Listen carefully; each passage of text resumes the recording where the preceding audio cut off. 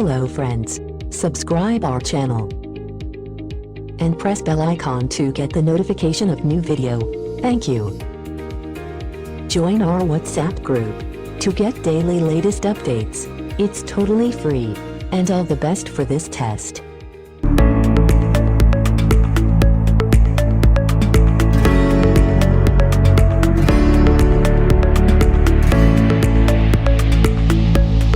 The test is in 4 parts: Part 1, Part 2, Part 3, and Part 4. Now look at Part 1.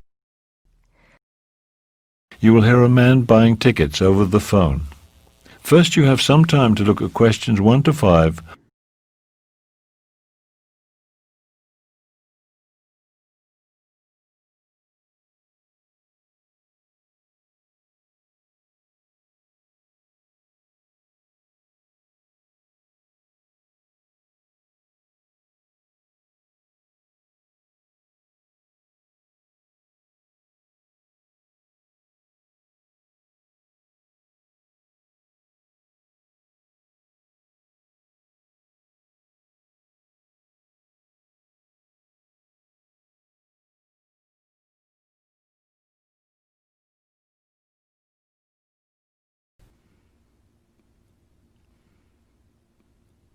Good morning, Municipal Museum of Art, Information Desk. Yes, I'd like to find out about tickets for... Tickets? That's our special events department. Let me transfer you. Special events?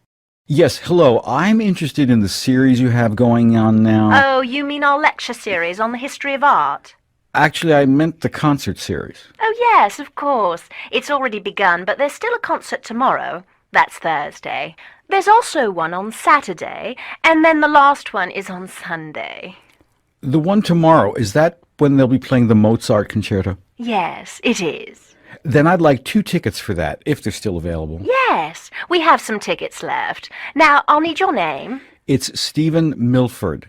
That's Milford. Since you want tickets for tomorrow, there isn't time to mail in a check. You'll have to pay by credit card. That's not a problem. Then I'll need your credit card number. Oh, of course. It's 1659798 8164. Got it. Okay, you wanted 2 tickets, right? Yes. At £16.35 apiece, that comes out to a total of £32 and 70p. You can pick up your tickets at the door. Before you hear the rest of the conversation, you have some time to look at questions 6 to 10.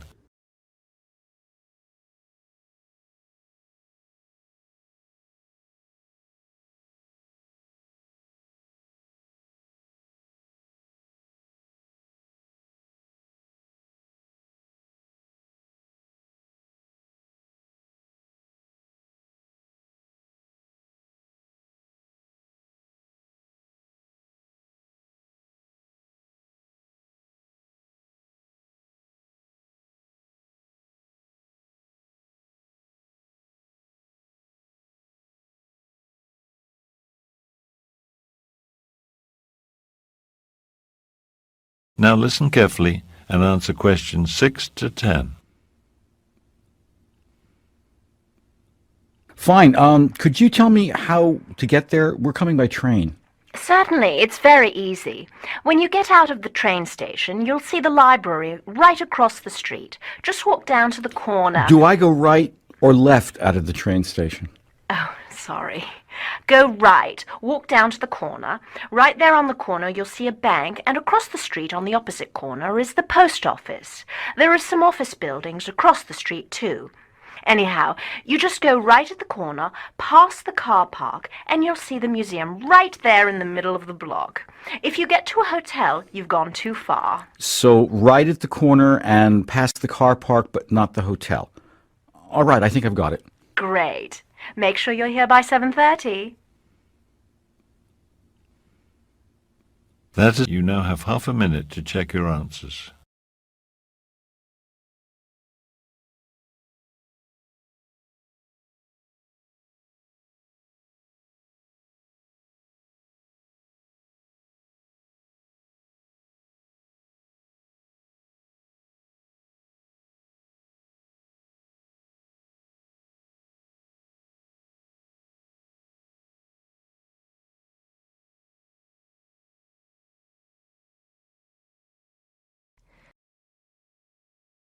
Now turns to Part 2. You will hear a recording of a radio show about tourism to Raven Island. First, you have some time to look at questions 11 to 17.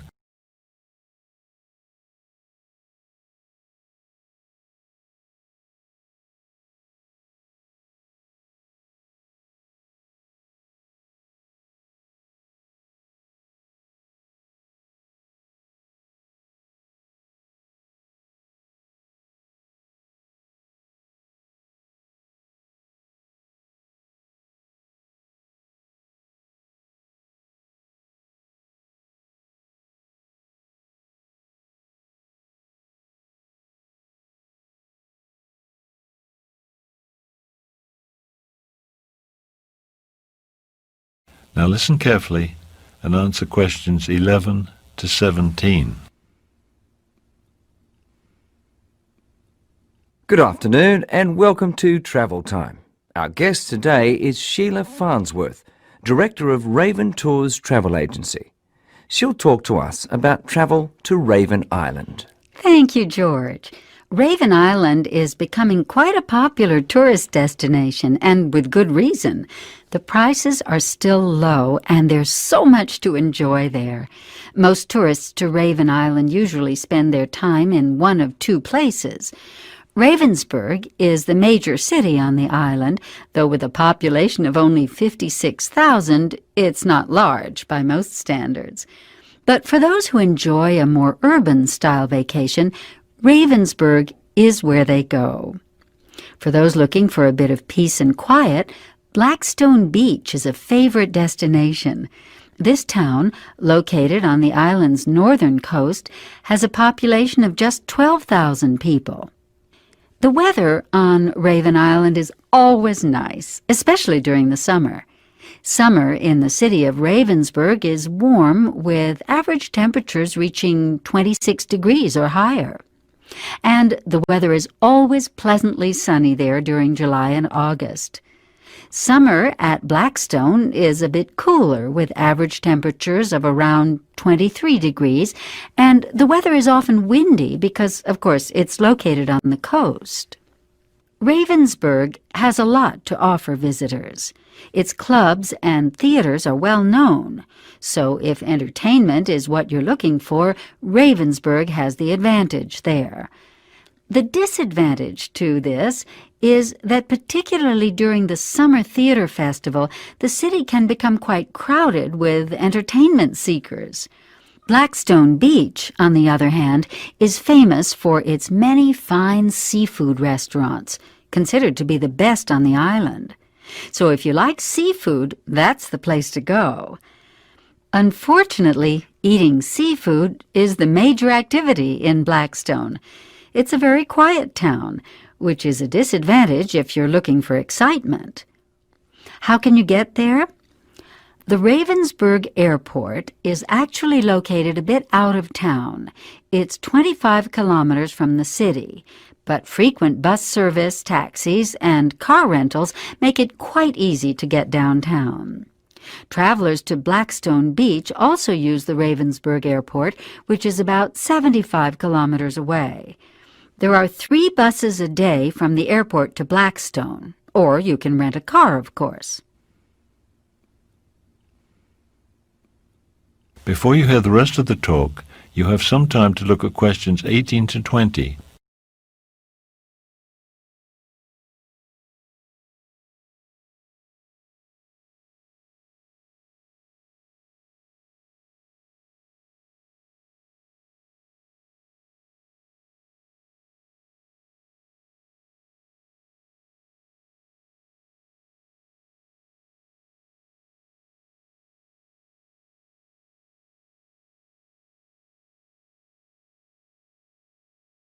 Now listen carefully and answer questions 18 to 20. Because of the low prices on Raven Island, many tourists travel there with shopping on their minds. What are some of the best bargains available on the island? Well, contrary to what one might think, native handicrafts are not a popular item. And although Raven Island has a beautiful musical tradition, there are not many CDs available of the native music, and the ones that are available are quite expensive. Some very good deals can be found, however, in the perfume shops. Raven Island Scents, a local factory, produces several fashionable perfumes, which they sell at reasonable prices. Jewelry is also popular among tourists, and jewelry shops abound. Since fishing is the major island industry, no tourist goes home without a package of smoked fish. If you want to try fishing yourself, however, be sure to bring your own fishing gear. Believe it or not, it's difficult and expensive for tourists to buy it on the island.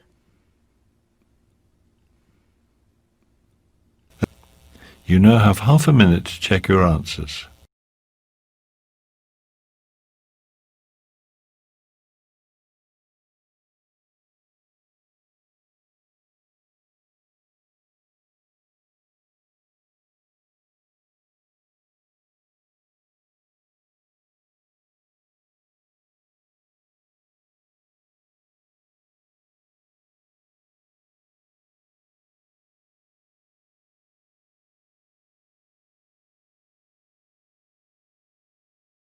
Now turns to Part 3. You will hear two students talking about a class project. First, you will have some time to look at questions 21 to 23.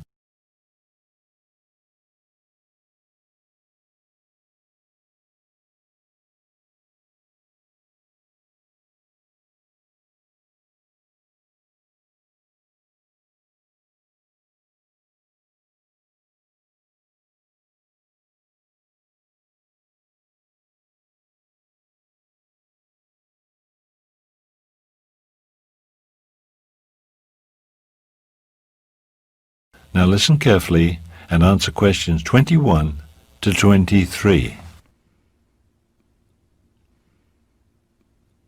Hi, Janet. Harry, what's up? You know that research project we have to do for Professor Farley's class? Have you started it yet? Started it? I'm almost done. Really? I'm having trouble. You think you could help me? You're going to need a lot of help. It's due next Thursday. I know. And it counts for 40% of our final semester grade. I know, so I could really use your help. So what topic did you choose? I did my research about people's TV watching habits. You mean which programs they watch? Yeah, and how often they watch. It was really interesting. Before you hear the rest of the conversation, you have some time to look at questions 24 to 30.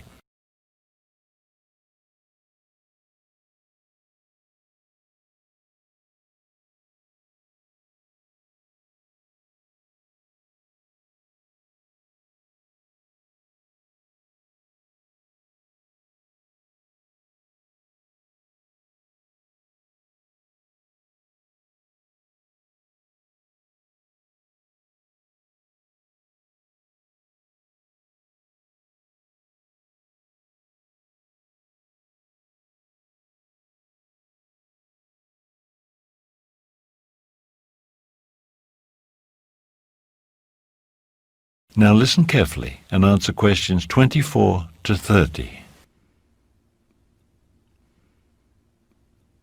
So how'd you get started? Well, after I decided my topic, I went to the library and did some research. I read about other studies people had done about TV watching. How did that help you? Oh, it was really important. It gave me lots of ideas about what questions to ask. So after I did the library research, I chose my research method.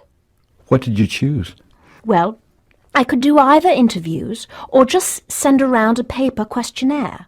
I decided to use the questionnaire because I could get information from a lot more people that way. And then what? I made up the questions for the questionnaire. And who did you give it to? Well, that's what I had to do next. Choose my subjects. You have to think about if you want data from people of a certain age or certain professions and things like that. I decided to ask people like myself, university students. So then you just went around and asked people the questions? Well, first I had to submit my research design to Professor Farley. He had to make sure it was okay before I went ahead with the research. Did he make you change anything? No, he pretty much liked it the way it was. So then I had to send out the questionnaire. I just put it in all the students' mailboxes. A lot of them responded. I got a lot of results. Pages and pages. Well, what did you do with all that information? Well, I did what Professor Farley told us to do. I made charts and graphs. That helped me figure out what all the data meant. Charts and graphs, huh? I'll have to look at my class notes. Yes, you'd better. The professor outlined the whole process for us. So then you'll just hand in those charts and graphs on Thursday? Well, I'll have to write a report too, of course. I mean, the professor wants to see our interpretation of the results. That's the whole point, don't you see? Yeah, I guess. If I get started now, do you think I'll finish on time? Maybe, if you don't have anything else to do this week. You now have half a minute to check your answers.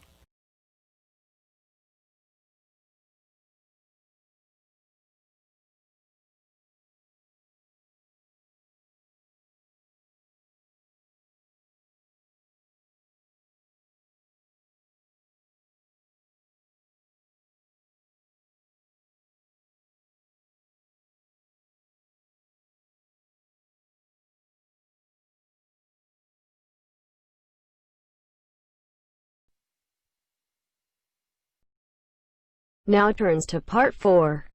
You'll hear a professor giving a lecture on the American crow. First, you have some time to look at questions 31 to 40.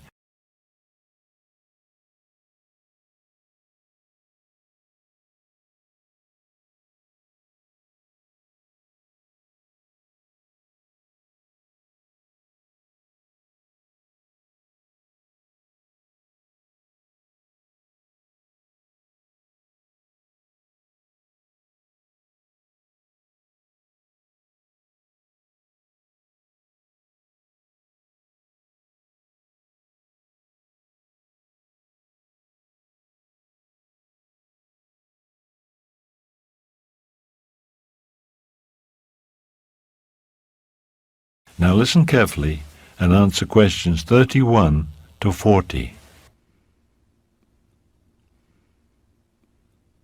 Today I'll talk about the American crow, also known as the common crow. This bird has a bad reputation, and many people consider it to be a pest. But the American crow and many of its cousins in the corvid family are actually among the most intelligent of all the birds. There are about 40 species in the crow family, and they can be found in most parts of the world. You'll find crows in North America, although, interestingly enough, not in South America. While crows live in cold areas of the far north close to the Arctic region, there are none in Antarctica. They also like warm regions. There are several species of crows, for example, in Hawaii. And of course, you'll find them in other parts of the world, Europe, Asia, and so on.